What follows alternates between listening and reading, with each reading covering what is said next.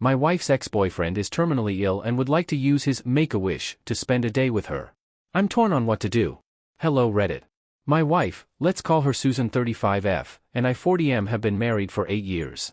I've known her even before we were together, during which she was dating someone named Ken, obviously not a real name.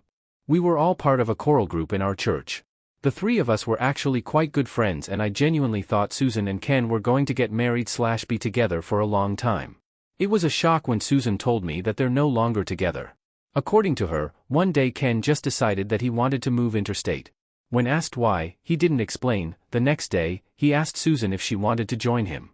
Confused, Susan said no since she thought it was way too soon, and she has work commitments. He then proceeded to break up with her, leaving Susan very depressed and confused. According to an information from a friend several months after the breakup, Ken has planned this for a long time, and that he was seeing someone else interstate. However, these were all allegations based on some texts and until now Susan never found out why he left, or why he broke up with her. It was all very confusing. When asked by friends on why they were no longer together, she simply said, "I don't know. He just broke up with me cause I don't want to move interstate with him." Years passed, we all forgot about it. Susan started to open up to me more and then we started dating, the rest followed. Anyway, yesterday Susan received a call from Ken's mom. She's a nice lady who semi-frequently watches our performances and volunteer during the Christmas Carol season. It was all very sudden because we only see her once or twice a year, and she's never called in the past. She told Susan that Ken is terminally ill, and has been for the past couple months. He is in a local hospital interstate. The hospital has a mini Make-A-Wish foundation run by volunteers, and apparently Ken's request is to go to the national park for a picnic with her. It's all weird, right? I thought it was a bluff too. But it all seems legit. I talked to Ken's mom, and we both agreed that it's odd. Ken's mom said that Susan doesn't have to say yes, she's simply passing on what Ken said. The prognosis for Ken is grim, and we don't know how much time we have left. I suppose the sooner we decide the better. Susan is obviously confused. She wants nothing to do with Ken again after what he's done to her, and a lengthy period has passed since then, but she admitted that she would feel bad refusing his last wish, especially if his prognosis is that grim. She said jokingly, "Well, you don't have to worry about me cheating, he's going to die anyway." A bit dark, but I mean she has a point. Personally, I'm torn too. I trust Susan and I know nothing romantic or anything will come from this if she chooses to see Ken. But why does he want to see her now? For closure? That's the only thing I can think of. He will most likely have a hospital volunteer stick around when he goes to the outing, so it's not like he can do anything weird. But why her? Why not use his wish for something else? Reversing the situation, however, if I am terminally ill and obviously have an intention to meet someone etc. and it gets rejected, I would be beyond depressed. I know how awful it must be for your last wish to be rejected. Am I looking too much into this? Should we honor his wish and let Susan spend the day with him? Or should we just refuse it? Any input is appreciated. Edit, forgot to add that when going for the picnic, there will be a hospital volunteer tagging along to supervise Ken. So they won't be left alone. Update. So my wife got hold of Ken's mom and we managed to ask more questions/clarifications. Thanks to those of you for your input on this one. Ken's mom only just heard about his plan to see Susan yesterday, no mention of it at all throughout his hospital stay. Ken has been reaching out to a lot of people recently, including his high school friends. She thinks that this could be a blanket attempt to reconcile with many people. When asked if she remembered anything/if Ken said anything in break up with Susan, Susan actually asked this question herself. She said that she didn't even know both of them broke up until a couple weeks after. An interesting thing she said is that Ken has always felt that there's nothing much for him to do in the state he was originally from, the state we're in, and that he wanted something different. He may have jumped the gun too quickly, landed a job too soon without consulting Susan, he didn't, and freaked when realizing Susan was not ready to move. Ken's mom thinks this is most likely the cause of the breakup, even though Ken never told her exactly why. They're not very close. Upon hearing this, Susan thinks it makes sense, but she said what he did was still not very nice, because he never told her that he was unhappy with their living arrangements at the time. Even though Ken did well in his new job, it was very stressful and he got into weed/alcohol/heavy smoking. Those contribute to his current illness. It has been confirmed a medical volunteer will accompany him if he does choose to go outside hospital grounds. Since Ken is getting more unsteady on his feet, he will most likely be wheelchair-bound soon, according to her. When asked why meeting Susan in a park was his idea, Ken's mom simply had no idea. Ken is happy for me to accompany Susan to the park/venue, wherever it may be. He is also fine with us meeting him in the hospital, but there is a strict 2-person-a-day visiting rule in place at the moment, so his mom may not be able to look after him if the both of us rocks up at the same time. His mom would like to visit him daily to help with daily living/baths.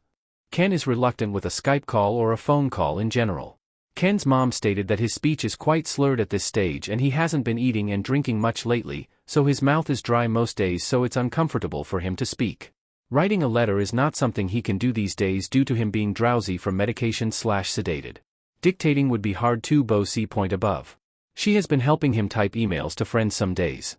There is a possibility of Ken to be transferred to his mom's home for his end of life if it gets to that stage. Ken's mom reiterates that Susan can decline the offer, and with everything going on in the world she would understand if she can't make it. But she hopes that we would consider it for her son. With this update and conversation with his mom, we're now more inclined to go instead of not going. Still would like some thoughts on what we may have missed, though I think it covers everything now. We will be in regular contact with his mom until we know what's going on. Susan and I did a mini risk assessment and we conclude that this is pretty harmless. She said she still feels apathetic towards him but would still feel bad if she doesn't go to visit, so she would like to go with me now that Ken and his mom said it's okay for both of us to go. Update 2. Thank you Reddit for your input. Susan, I just got back from doing shopping/chores and we had some more talks about this. We actually reached out to a couple of our friends in the Coral group and one of them actually knew Ken's been unwell, just didn't know that he's that unwell. No one really talks about Ken in our group. Susan and I are still there. The fact that he's this unwell has been kept under wraps quite tightly.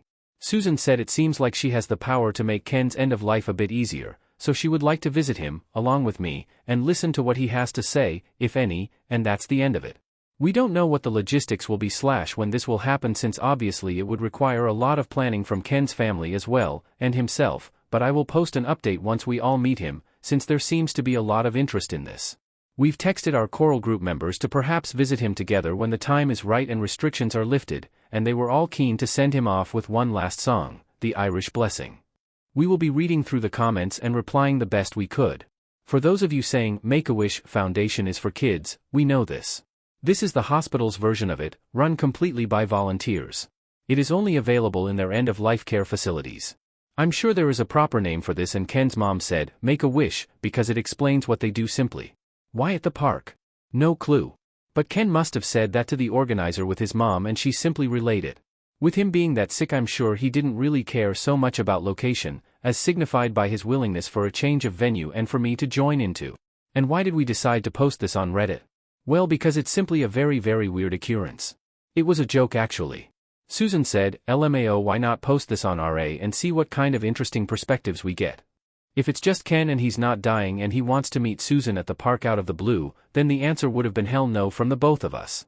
But the fact that he's been reaching out to others, after revelation with his mom of course, and unwell, makes it a bit more complicated. Update 3. We will be seeing Ken next week. The hospital doesn't allow large groups, so it will be just the two of us visiting. The choir group will visit separately. Thank you all for your input. We will make a post with an update on how that goes. Update 4. Hi everyone, sorry for the late update, life gets in the way and been really busy. Anyway, I thought I'd make this update for those who were curious about how it all went.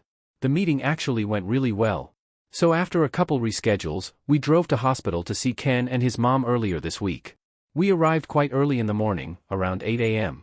His mom stays with him overnight most days, so it was good timing for her to hand over Ken to us while she goes back and rest. A Redditor suggested an idea that we brought in a care package for her, and we did. It's just a box filled with a couple pairs of warm socks, moisturizer, books, and toiletries. She burst into tears when receiving those. It was such a great idea. Anyway, so firstly we came in together, my wife and myself, and we did a small catch-up. It was a slow process since Ken couldn't really speak too long in one go, if I make sense, so it had to be broken up in sections. I asked him if he would like some time alone with Susan and he said yes, so I left both of them alone and went out for a walk/do a bit of remote work on my laptop. I just told her to text me if she needs anything. So I left Susan and Ken for about a couple hours before Susan texted me that I can come back up. Anyway, during this time basically Susan asked, what happened to Ken? Why did he move interstate so soon, and was there another motive behind it? Well, the story goes as follows. Ken was working a low-paying job at the time and was feeling like he's never going to get any career progression. Susan and myself knew Ken has always been creative-minded. He got a diploma in film and everything, but what we didn't know is that behind everyone's back, during that time, he was searching for career opportunities in film/animation industry. He put in a job application for fun, and a few months later, got offered a position as an intern animator, something along those lines according to Susan. He was stoked, but he didn't expect that he would actually get the job. Therefore, he actually never planned anything in advance. The job required him to move interstate ASAP, and Ken felt pressured to say yes, since he's applied to other similar jobs in the past but got rejected, hence why it took him by surprise and he didn't do any planning. It's the, well, I won't get it anyway, so why I should make arrangements, mentality, according to Susan. So he asked Susan to move with him, but left out the job details since as an intern, he will get paid even less than what he's earning, with a lot of voluntary work. He was scared that Susan will not approve of the lower wage, so he left out the details and just asked her to move out with him. He admitted it was stupid, and apologized for being immature about it. After the breakup, and after working a few months as an intern, he said that working in that industry is not like what he thought it would be. There were a lot of crunch time, to the point where him and the other interns were spending most of their time in the office, even sleeping while waiting for the program/code/animation to finish compiling. I'm not tech savvy, but I figured animations take a long time to set up. He then got into alcohol, since everyone in the office also drinks. This then turned to severe drinking to cope with stress. This then turned to smoking and drugs. Anyway, he stuck it out and became a technical lead, but he said he had zero social life or support apart from a couple colleagues, and that he's burning himself out every day. The support he got was basically a small group that goes out on social drinks only. That's why he kept going back into alcohol and drugs, etc. He's been in and out of hospital with alcohol poisoning and actually never sought help. He said he might also be depressed, but he's earning enough just to pay rent, with all his alcohol expenses, etc., so he didn't seek any help. He also did a lot other bad decisions that are popcorn-worthy but way too long to include here. Things that got him arrested, fired from his job, so he had to find another, etc., etc. When asked about the park situation, he said there was no malice intended, it was only because he was sick of being in hospital all the time with no window of opportunity to go outside. And that's it, really. His substance abuse got him to where he is now. I managed to catch up with him and reminisce about the good old days when we were still hanging out together, told him it's hard to see anyone these days due to COVID. He said that a few of his old friends from school have visited him, and he was so happy that they still care. He told me that he tried reaching out to his former girlfriend as well to apologize, but only Susan turned up. He has had other relationships since breaking up with her. He said he's sad about it, but he would like to tie up loose ends while he still has the time. In terms of his prognosis, I asked, and he said he doesn't know, though there are plans for him to continue end-of-life care at home, and he would prefer it that way. When we left Ken, I asked Susan what she thought of everything, and she told me that she felt a lot better now that she's gone and seen him. She then told me all of the story above during the ride back home. Plenty of time she was cursing and saying, "Man, I can't believe he did that, what a dumb person." So for those of you who were worried that she might go back to Ken, sorry to burst your bubble, I don't think it's happening. I asked her how she's feeling again the next day, and she's pretty much forgotten about it, and just hoped that his mom can cope with the stress since she's a nice person. She does look a lot less guilty though, so I'm glad we went. We haven't really touched on this topic again for days now, since we've been focusing more on work and our upcoming road trip. Thanks for all the Redditors who chimed in and helped, from both perspectives. In these uncertain times, we should still try to be kind to others. And if there's any takeaway from this, is to seek help if you need it. Obviously Ken was in a bad spot, but spurred by bad influences. If you know a friend of yours who are spiraling out of control, or starting to get into destructive habits, reach out. Who knows, you might save a life.